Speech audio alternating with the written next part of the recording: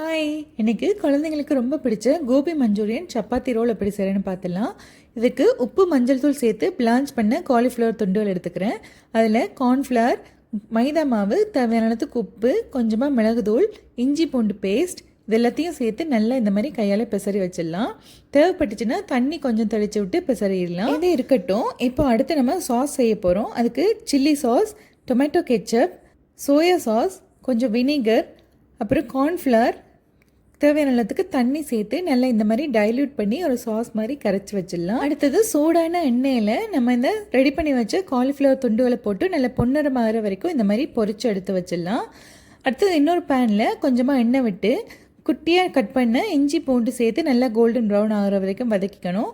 கூடவே பெருசாக க்யூபாக கட் பண்ண வெங்காயம், கேப்சிகம், தேவையான அளவுக்கு உப்பு சேர்த்து நல்லா இந்த க்ரன்ச்சினஸ் இருக்கிற வரைக்கும் அந்த மாதிரி வதக்கிக்கலாம். 1 நிமிஷம் வதக்கினா போதும். இப்போ நம்ம ரெடி பண்ண இந்த சாஸை சேர்த்து நல்லா மிக்ஸ் பண்ணிக்கணும்.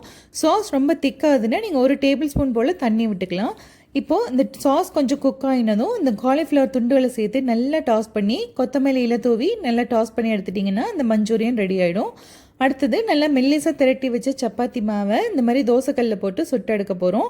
இப்போ வெந்த சைடில் நம்ம வந்துட்டு கொஞ்சமாக முட்டை கலவை ஊற்றிக்கலாம். ஒரு முட்டையில் உப்பு மிளகுத்தூள் சேர்த்து அடித்து வச்சுருக்கேன். அதில் பாதியை மட்டும் இதில் ஊற்றிக்கிறேன். இப்போ நெய் விட்டு இந்த பக்கமும் நல்லா சூடாக சுட்டு எடுத்துடலாம். திருப்பி போட்டு 2 பக்கமும் வெந்ததும் இந்த சப்பாத்தியை வெளியில் எடுத்து வச்சிடலாம். இப்போ நம்ம ரெடி பண்ண காலிஃப்ளவர் மஞ்சூரியனை இதில் நடுவில் வச்சுட்டு ஒரு சைட் மட்டும் இந்த மாதிரி நல்லா மடித்து விட்டு சுற்றி டைட்டாக எடுத்துட்டோம்னா நம்மளோட கோபி மஞ்சூரியன் சப்பாத்தி ரோல் ரெடி ஆகிடும். நீங்களும் ட்ரை பண்ணி பாருங்கள்.